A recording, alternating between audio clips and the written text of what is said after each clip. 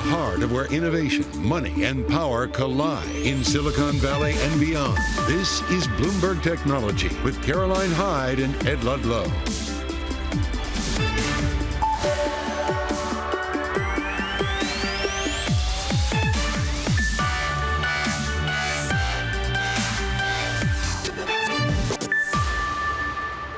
I'm Ed Ludlow in San Francisco. Caroline Hyde's off. This is Bloomberg Technology. Coming up, Nvidia slides for a third consecutive day. Almost $400 billion wiped off its market cap.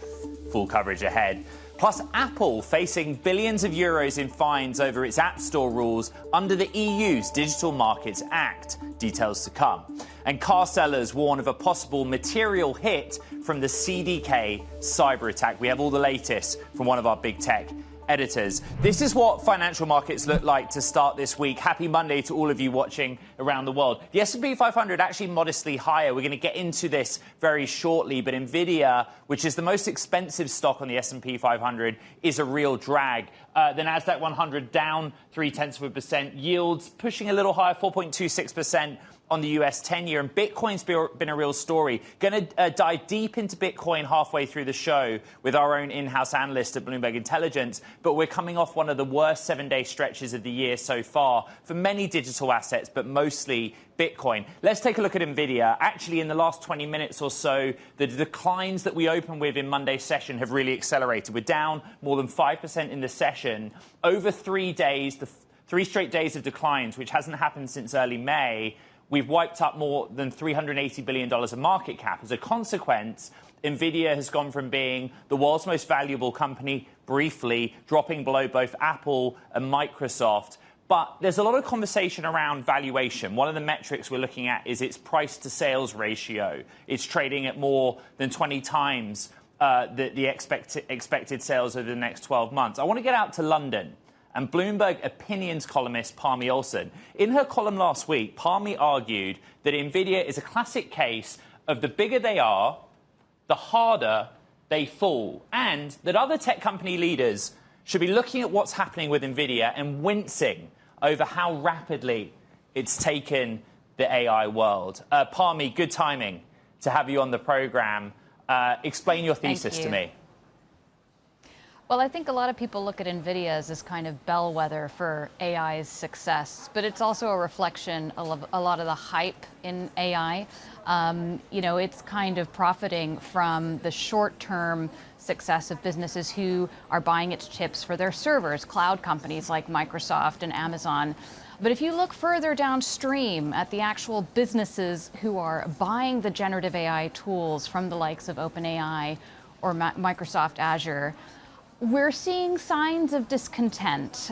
There are businesses who are saying, and I've seen multiple surveys coming out just in the last few months, saying that they are not really getting the productivity they were hoping for. They're not quite sure how to use it. There's been a decline in plans to spend on AI. I think there's been a decline from 93% last year to 63% this year, in spite of the fact that these tools are getting better. So I think a big reason for this is that these generative AI tools from the likes of Microsoft, OpenAI, and Google have been marketed as general purpose tools, like a Swiss Army knife of technology that's going to make your workforce more productive. But of course, these tools aren't necessarily general purposes. They're certainly capable in some areas, but they make mistakes. They make hallucinations. Right. There are issues with data security. Strangely, our whole perception of computers and AI in how it was kind of marketed to us by science fiction as being these kind of robotic, fact-based machines isn't really how it is in reality. They're actually very good at artistic endeavors and generating images and poetry and stories. They're actually really not so good at generating facts that you can rely on. And this is something that businesses are realizing, sometimes to their detriment.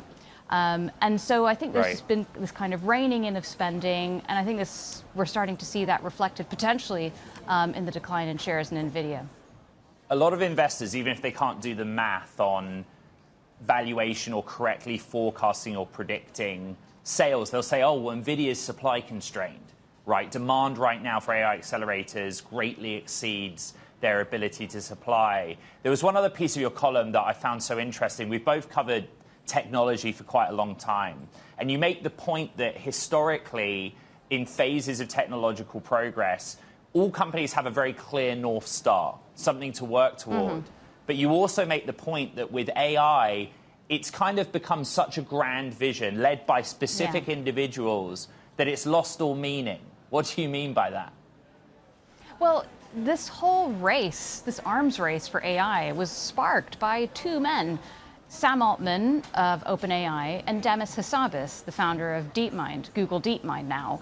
And both guys were trying to create artificial general intelligence, which is this hugely ambitious goal to create a machine that can essentially do everything. It is more knowledgeable than humans. It can surpass our own cognitive abilities, and it has general knowledge, meaning it can do creative things, but it can also do mathematical calculations very well and better than humans. And their objectives were nothing less than curing cancer and solving climate change. There was a sense that if you had this machine, this almost godlike machine that could solve everything in a general capacity, that it could fix all problems. And I think when you have a vision like that, that's just so grand, and then it trickles down into the marketing and sales channels of your tech company, and then they're going out and trying to sell this to businesses, then your end customers have this kind of sense that they're getting this tool that has this general purpose ability. They're almost left with this sense of paralysis. I mean, what do you do with technology that can do everything? Where do you even start? So I think the mistake that some tech companies have made in marketing AI has been not necessarily in saying that the capabilities are too high, because they're very capable, but it's been in marketing them as being general purpose, because they can't do everything everywhere all at once. They can only do a few things very well. And that's why I think businesses need time when they buy these tools to experiment with them. You know, it's a little bit like with the mobile revolution. Individuals who worked for companies brought in their smartphones, and they told the IT people, can you just set up my corporate email to my BlackBerry, to my iPhone? And they were sort of companies were forced to do that because people were doing their own personal experiments with them and using them as productivity tools for themselves. And I think right now, this kind of top-down approach to let's force the entire staff to use these tools is just a recipe for failure, because when technology is so new and cutting edge, it really needs time to percolate and for individuals to just sort of find the way and how these tools will work for everybody else. Parmi Olsen, one of our Bloomberg opinion columnists, just really fantastic to have you on the show. And I really strongly advise the audience, read Parmi's column from last week. Let's keep the conversation going with Ayako Yoshioka, portfolio manager at Wealth Enhancement Group. This is wonderful. There is the fundamental analysis that you can make, whether you're on the sell side or buy side. There is the technologist or techno-optimist view. And then there's the sort of romantic view of what AI can do for mankind. Very difficult for you, Ayako. Everything that we've just discussed, where do you start? With the fundamentals or what your heart tells you? Absolutely. We always go back to the fundamentals, I think, when we're looking at a security. And I think we look back at history, too. I think there's a part of us, or some of us, that have witnessed some of this back in the 90s and early 2000 when the tech bubble burst. And so we're well aware of some of the risks that surround names that get hyped up from both the sentiment standpoint, even though the fundamentals may be there in order to support some of the overall enthusiasm around the stock. The point that the Bloomberg story at the weekend made was that it's really hard to forecast or predict top-line growth for Nvidia right now. If you go back to the August quarter of 2023, which is when this kind of parabolic growth took off, revenue each quarter has come in on average 13% above what management guided. Now, as you know better than anyone, management teams can be a little conservative, even at the midpoint of the ranges when they guide. But it's still the math that you have to do. They point in this piece to the price to sales ratio being above 23, something like that. In any normal circumstance, I think, Ayako, people would be much more cautious than they are with Nvidia. Why are they not being so cautious, at least until this morning's session? Absolutely. I think it's really difficult to really ascertain what the total addressable market really is for artificial intelligence. You could say that it continues to be, to be growing, and so really trying to ascertain what that number is going to be in the long term is what is so difficult about valuing Nvidia right now. It used to be sort of a rule of thumb when I was growing up in this business that anything over 10 times price to sales was just too expensive, and at 23 Wow. times it's well above that. And so it does become very difficult, and it becomes more of a short-term guessing game in terms of supply and demand. Right now demand outstrips supply, but as Parmi mentioned, if demand starts to wane a little bit and that equilibrium comes to fruition, I think it could be problematic for Nvidia. Do investors get distracted from other potential opportunities because of all the sort of myopic focus on one name?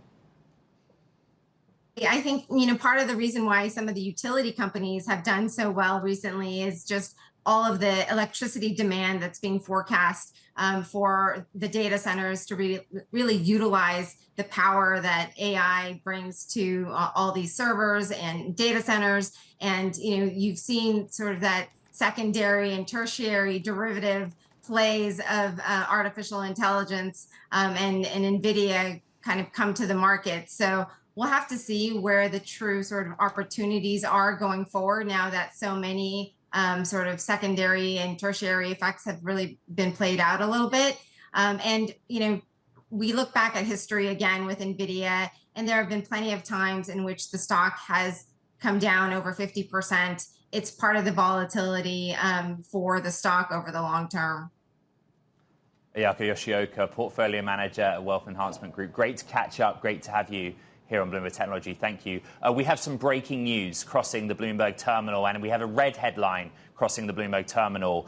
Black suit cybercrime gang is blamed in major CDK ransomware attack. This is a hacking group called Black Suit, and according to Alan Lisker, who is a threat analyst at the cybersecurity firm Recorded Future, they are behind the cyber attack on CDK Global. That is the hack that has basically crippled a number of auto and car retailers, because those names on your screen, some of which are really moving to the upside but recovering from many days of declines, rely on CDK's platform for POS, front office, back office, inventory management. So that's the breaking news that we're getting. We have a name that it is a group called Black Suit, and that the cybercrime group has demanded an extortion fee, which is believed to be in the tens of millions of dollars from CDK. And Bloomberg News reported, if you remember Friday, that CDK would be prepared to make a ransom payment. Later in the program, we're going to go out to Dana Wallman, who's one of our tech editors, who's been leading coverage of this, and we will get a much bigger picture and detailed picture of what's going on after we got that breaking news. Okay, coming up on the show, Apple is risking new fines over its App Store rules in the European Union. We're going to go out to Bloomberg's Mark Gurman. There is a lot of Apple news to discuss. Stay with us. This is Bloomberg Technology.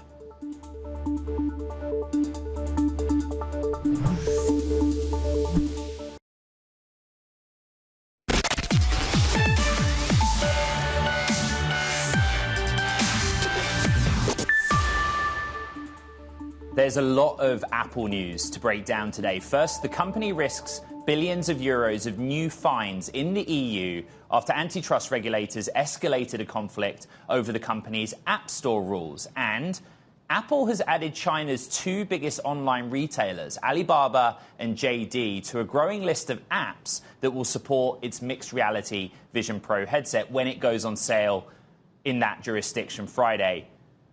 Who else do we go to? Bloomberg's chief correspondent, Mark Gurman. Let's start with the EU. It's an ongoing and developing issue for Apple, operating in the EU market in the context of the Digital Markets Act. What is the latest, and how does it change things?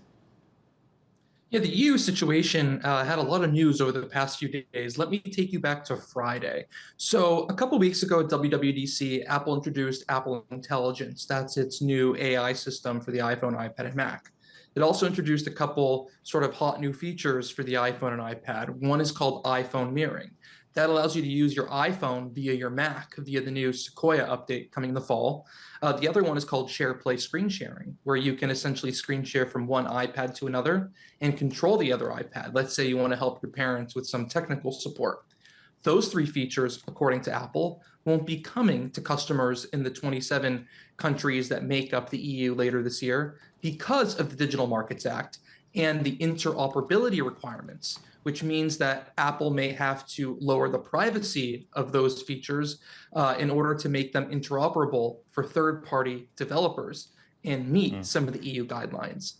This morning, the European Union announced charges against Apple related to its compliance, or according to them, lack of compliance with the Digital Markets Act, relating to steering users to be able to complete app payments outside of the Apple payment system.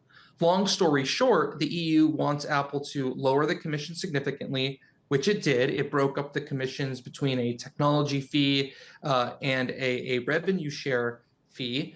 And then at the same time, Apple is still trying to collect that revenue from apps that are sideloaded and not bought through the App Store. And so the European Union doesn't love that. Mark, let's quickly get to the Vision Pro news in China. So Alibaba and JD, big name, compatible apps, but it's an important launch market as well. What's the latest? It's an important launch. The Vision Pro goes on sale in China, Hong Kong, Singapore at the end of this week. I don't really think it matters if Alibaba or other applications locally are on there or not. Certainly it helps. But the real story with the Vision Pro is that sales are not going to take off until the company is able to make a version that's about half the price. I reported over the weekend that Apple is still planning to release a cheaper model as early as the end of next year, but they're struggling on how to cost reduce it, given how expensive the components are in the Vision Pro.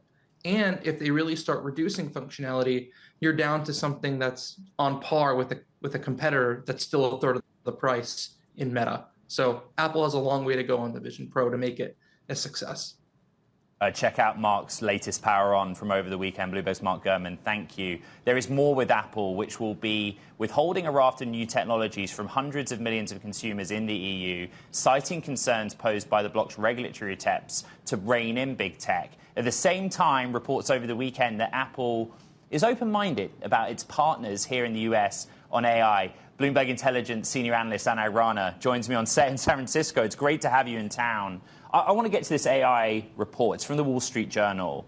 And in short, it's that Apple would look at Meta's underlying technology and Google's underlying technology. We already know about OpenAI. Yeah. What do you make of that?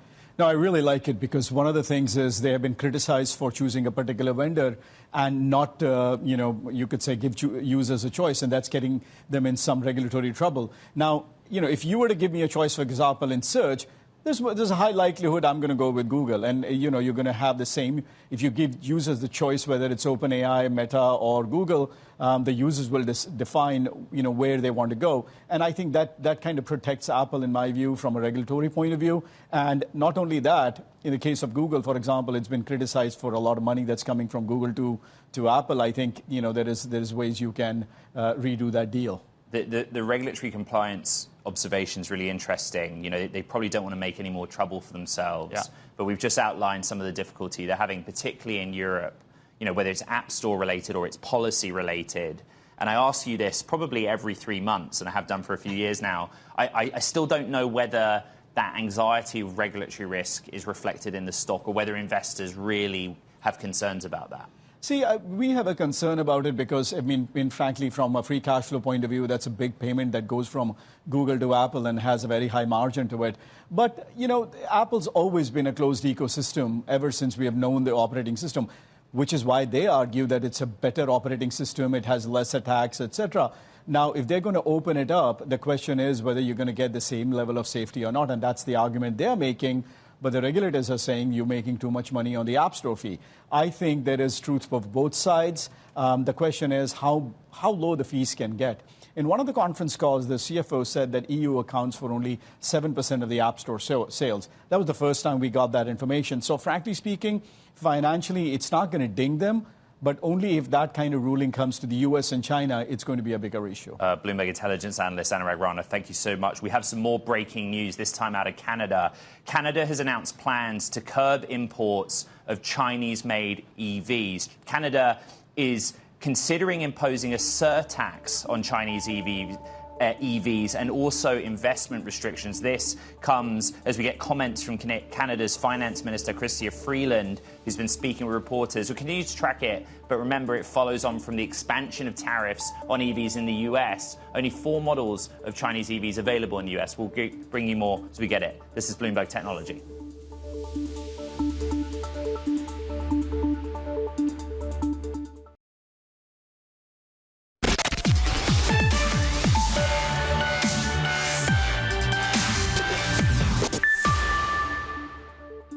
Time for Talking Tech, and first up, a blockbuster hit for Tencent. Its Dungeon and Fighter mobile game brought in $270 million in just 30 days, taking the top spot in downloads and revenue in China. The performance of the game exceeded analyst expectations and marked the biggest debut of the year for Tencent to date. Plus, Amazon and F1 will debut a new AI feature to keep viewers watching. Set to be rolled out during the Spanish Grand Prix, the new feature, dubbed the StatBot, aims to provide context and trivia during broadcasts by passing through race archives and real-time racing data. The new tech will be rolled out live during this Sunday's race in Barcelona. And Mitsubishi Heavy Industries says they're nearly done designing a next-gen nuclear reactor as Japan readies a shift to develop more atomic power. Bloomberg spoke with Mitsubishi's president Friday. Here's what he had to say about a nuclear future.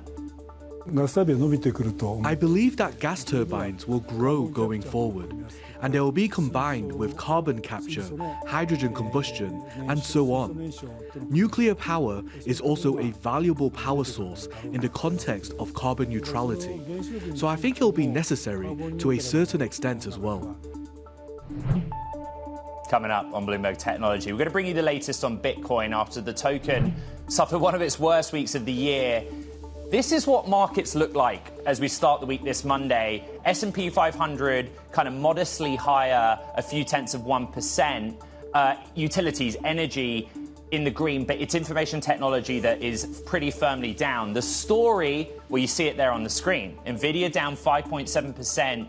Over the last 3 sessions, as it stands, we've shed almost $400 billion of market cap, and Nvidia has gone from being the world's most valuable company down 2 places below Apple and Microsoft. And there you see Bitcoin at a more than 1 month low. And coming up, we're going to speak in-house Bloomberg Intelligence's James Seifert about what on earth's going on.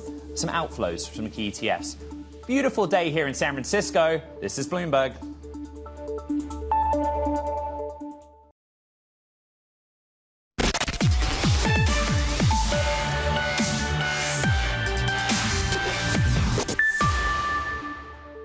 Welcome back to Bloomberg Technology. Ed Ludlow in San Francisco. I want to check in on the markets, but I'm kind of micro-focused on what's happening with Bitcoin. Actually, remember that this is an asset that trades 24/7, and over the last 7 days or so, we've basically had one of the worst weeks of the year so far. It's interesting.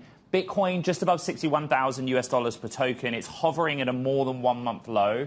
But the other data set that we look at is the outflows, 6 consecutive days of outflows on dedicated Bitcoin spot ETFs here in the United States. By association, we also go to the equity market. If we change up the boards, you see some of the sort of crypto-related stocks also under pressure. Coinbase, chief among them, down 4%. Actually, Riot, Marathon Digital Holdings have kind of paired some of the losses that we saw. There's a number of things happening in the market, some of it psychological. I was listening to Bloomberg Television earlier, and we're back to that debate of, well, if you think about the bigger picture, well, if Bitcoin is digital gold, why is it not behaving like gold? There's a lot to discuss. Unfortunately for us, we can break it all down with Bloomberg intelligence analyst James Seifert. James, good morning to you. I don't know, where do you want to start? For me, the outflows data is kind of key, because at least for me, that's the very little that I've got to go on. Yeah, I mean, it's the one area where we can know exactly where money is moving, right? That's one of the benefits of ETFs. We know exactly how much money is going in or going out. And like you said, over the last 10 or so trading days, it's been a significant outflows, net outflows, but it's been about $1 billion in outflows. And that's what ETFs are built to do. They're built to take in money and see money go in and out. And they're basically, overall, they're going to track the underlying asset. That said, these things, since they launched in January, have still taken in about $15 billion. So yes, $1 billion out over the last 10 or so trading days is a big deal, but it's not enough to cause the kind of correction that we're seeing in the market right now with Bitcoin trading under 62,000. As you know, James, I just got back from a vacation, and while I was away, I was kind of braced for the idea that there might be some more traction or news around ETH spot ETF, Ethereum spot ETF. And I came back and nothing had really happened. And we continue the status quo that we're expecting some movement in the coming weeks. What kind of a consideration is that right now? Yeah, I mean, obviously, based on what we're seeing in the markets with pricing, I don't think anyone's really paying attention to the fact that we're going to get Ethereum spot ETFs.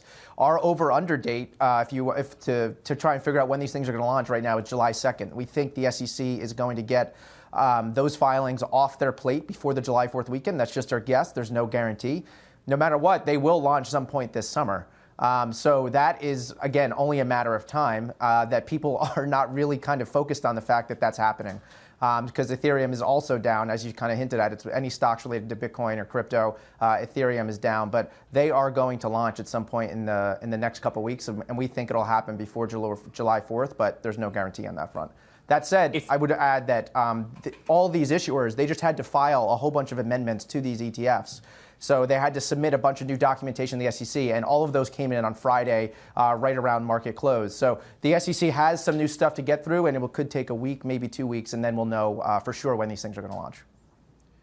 If we try and marry those 2 points of discussion together, the outflow data we have from Bitcoin, I think you said not paying attention, but let's say lack of activity in gearing up for ETH, ETF. Is it a case of like, well, if I'm an investor and I'm open-minded to putting money to work in different places, I'm holding out to wait for ETH? Is there a close relationship between Bitcoin spot ETF flows and I guess the anticipation of a new product to come? It'll be very interesting to see what people do. Obviously, there's a lot of people that have put money to work in those Bitcoin ETFs. They're the most successful launches in ETF history across the world. So are people going to say, I'd rather have a sort of index exposure to cryptocurrency? Do I believe in Bitcoin more than Ethereum or Ethereum more than Bitcoin? And we'll see those numbers come out once these things launch. We'll see what the flows do. We were we had strong convictions that these Bitcoin ETFs were going to be successful. And even still, the numbers that we saw come out in the months since they launched kind of blew our expectations out of the water. Like I said, we're about 15 billion now. We thought 15 billion was going to be the first year of flows for these Bitcoin ETFs. And that was pretty strong indications of what we thought was going to happen. And it looks like we don't know what's going to happen between now and the rest of the year. But it'll be interesting to see what people do with these Ethereum ETFs when they ultimately do launch. I'm more inclined to think that I don't know. We view these things as kind of satellite positions in portfolios. People, in our minds, we are assuming are not putting significant capital to work, 50% of their portfolios. So if they're doing something like 3 to 5%, like we're hearing from these issuers are getting from their clients, maybe they just add a couple of percentage points onto Ethereum. Maybe they sell a little Bitcoin and buy Ethereum, but we won't know until these things launch. And even then, we won't exactly know what people are doing. We can just kind of read the tea leaves and get kind of an inkling of what's going on. You're pretty good at reading the tea leaves. Okay, so on the beach, I wasn't talking about Ethereum ETFs. We were talking about interest rates whenever, wherever. When I look at digital assets or crypto as a market broadly, there seems to be, in the pullback of recent weeks, a concern about rates, but just generally this sense that we look at the crypto market as a reflection of risk appetite going forward and whatever the Fed will or won't do. What's your math on that? Yeah, I mean, the way I look at it is, one, these assets, there's a lot of underlying belief that people have in these assets, right? But also they are pure momentum. There's a lot of momentum at play behind this. So when we see moves like this, it's pretty standard to see big moves. I was looking at some of the numbers for the 2017 bull market for Bitcoin and crypto and the 2020 bull market for crypto.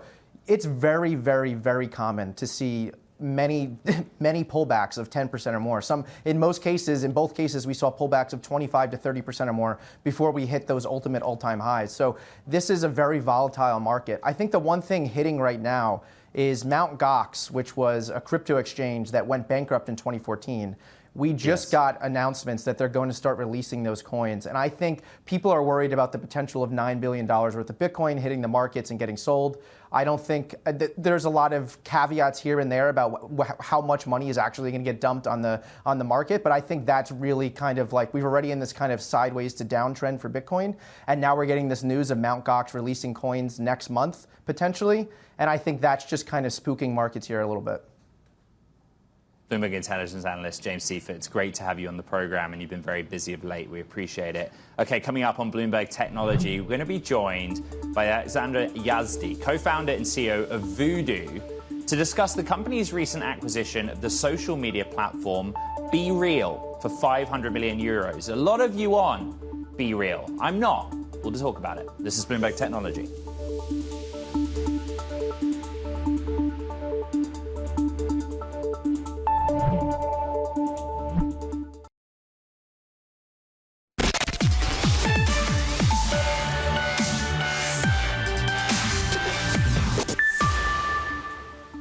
Leading mobile apps and games publisher Voodoo recently acquired the social media platform BeReal in a 500 million euro deal. With this acquisition, Voodoo hopes to further its diversification into consumer apps, but it also offers BeReal a platform for growth.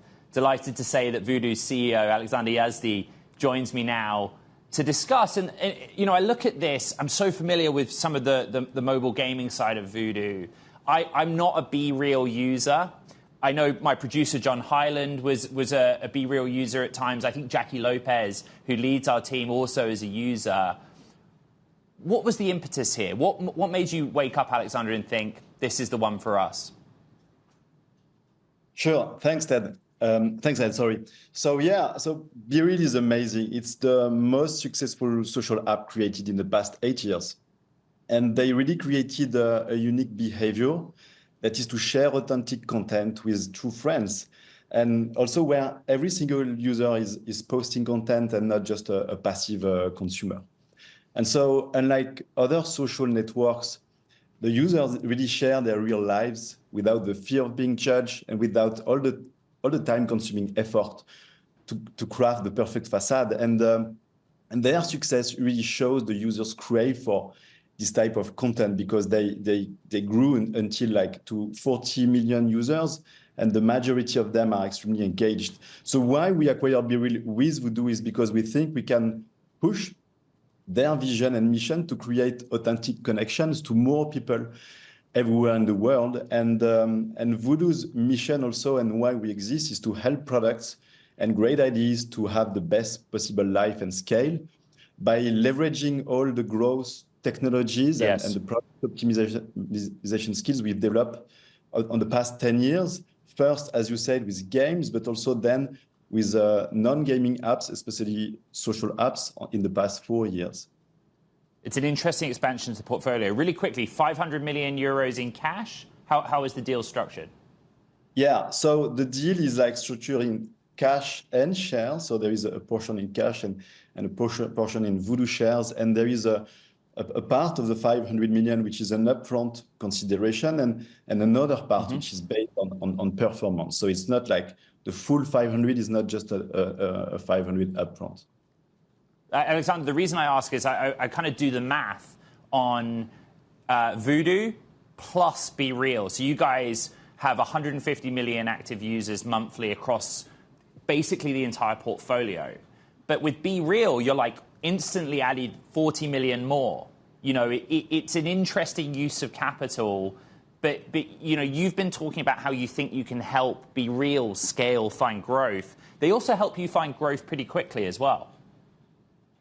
Yeah, so we don't aim at using BeReal or games to do massive cross promotion. You know, we like to have our apps be standalone, driven by leaders that have full ownership on their product. So we will more leverage our know-how, our technology, and our skills to grow BeReal into what it should be, which is like an iconic global social network, because the need they answer is really global, and it's a daily universal need to share content with friends. So we will just take this gem and invest all our infrastructure to grow BeReal. But it's not like using our games to take their users into BeReal or vice versa.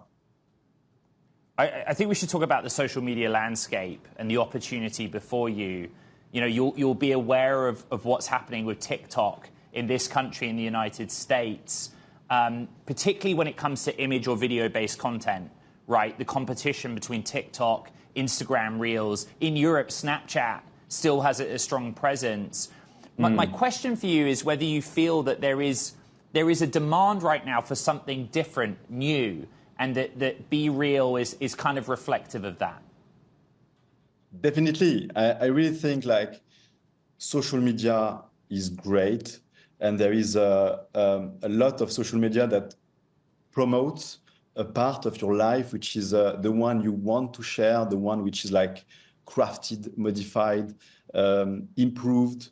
But also at the same time, the users need also to have a social network that makes them able to share like their authentic lives, right? So it's two different purposes, and BeReal answered the second one, which is to share their authentic life without any filter to their small circle of true friends. So until now, no social media actually answered that need, and BeReal really grew so much without any marketing strategies to this 40 million monthly active users, because there is a need, and there is also a hole in this specific need. Alexander, when you think about your strategy to grow BeReal, its user base and its engagement, where do you think that comes from? I mean, do you specifically say, okay, this is analogous with Snapchat or Snap, we go after those users, or we think this is analogous with current Facebook users? What are your target audiences? So, you know, our target audience is like everyone having a smartphone, because as I said before, really like everyone on the planet really needs to have authentic connection with their friends. So that's our target audience. Today, it's more for the Generation Z, which are using the product.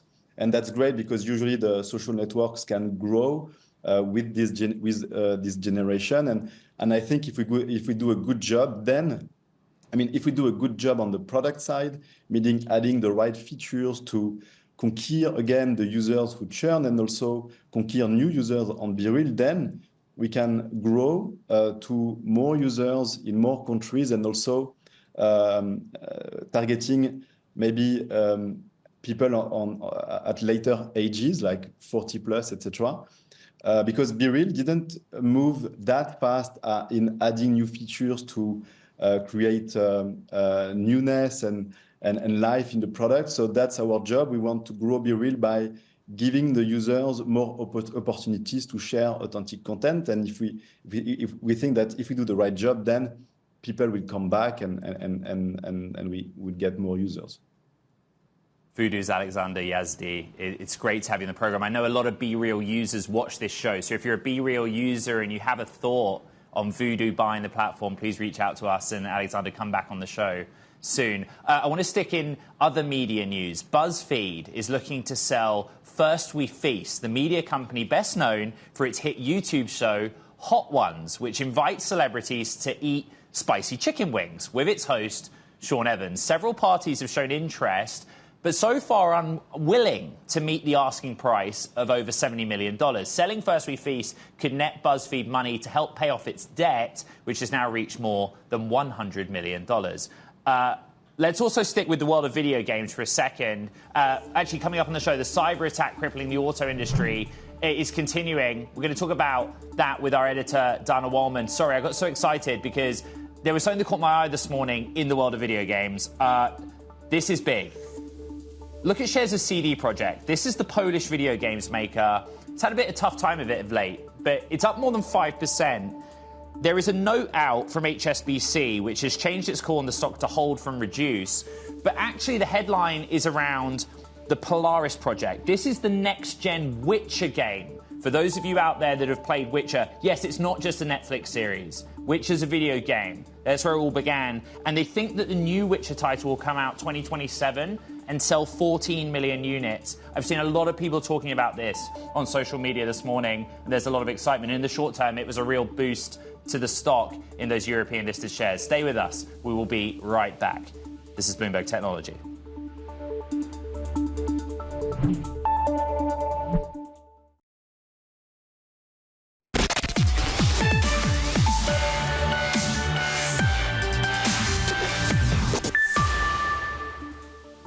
A hacking group called Black Suit is believed to be behind the cyber attack on CDK Global that's paralyzed car sales across the US. That's according to a threat analyst at the security firm Recorded Future. For more, let's bring in our technology editor, Bloomberg's Dana Wollman. Tell me about Black Suit and what we know. Black Suit is a known group comprised of hackers based in both Russia and other parts of Eastern Europe. And interestingly, they have not named CDK as a victim on their website. And that could mean a couple things. It could mean that CDK paid a ransom, which we don't know if they did or not. Or it could mean that they are still in active negotiations with CDK. So worth noting, and you said Bloomberg's source on this was not Black Suit itself, but a security researcher. I think that Bloomberg reported on Friday that in terms of an extortion fee, CDK was planning to make a payment. That's kind of like the tech side of it, right? It was CDK's platform that was compromised and them that was compromised. One of the things you've been writing about, even this morning, right? It's been 5 days or so now, is that this is actually materially really impacting some of the auto and car retailers. What have you learned? Yes, so far, by my count, at least 5 publicly traded auto dealerships have filed with the SEC, warning investors of a possible financial impact. And the wording has varied from one company to another. Some of them have said, essentially said, it's a little too early to gauge the exact impact. One of them said it's reasonably likely that the impact was material. The company that so far seems the least affected of the ones that posted filings was Penske, only because its auto dealership division does not use CDK software. It does use CDK, but in a more specialized business-facing division. And of those companies, Penske is the only one whose stock seems to be up since this hack broke on Wednesday. So never before have many of our audience stopped to think about the software management platform that any given car retailer uses. But we learned quite a lot about CDK. Just explain its place in that industry. Because if you went to try and buy a car this past weekend, which is end of the quarter, you might have struggled. You and me both, Ed. I had not heard of CDK before this story broke. And I certainly didn't know that one company had a really strong grip on the entire market for dealership software. I don't think anyone has really thought much about the kind of software that dealerships use. But in fact, many tens of thousands, by our count, around 15,000 dealerships in the US and Canada use CDK software. And they use it for almost everything that they do. That includes scheduling appointments, tracking repairs on cars, and closing transactions. Without this software, with the software being down, as it has been since this series of attacks, dealerships either aren't serving customers or they're resorting to good old-fashioned pen and paper when possible. And it's not even always possible to do things using pen and paper. Dana, really quick, we just have 30 seconds, but what's the next thing that the tech and autos teams are watching for in this story? So aside from looking to see if Black Suit takes exact responsibility, we are looking for a couple things. We would really love to know the exact amount of the ransom. We've reported so far that it's in the tens of millions. Obviously, we're looking for a more specific number than that.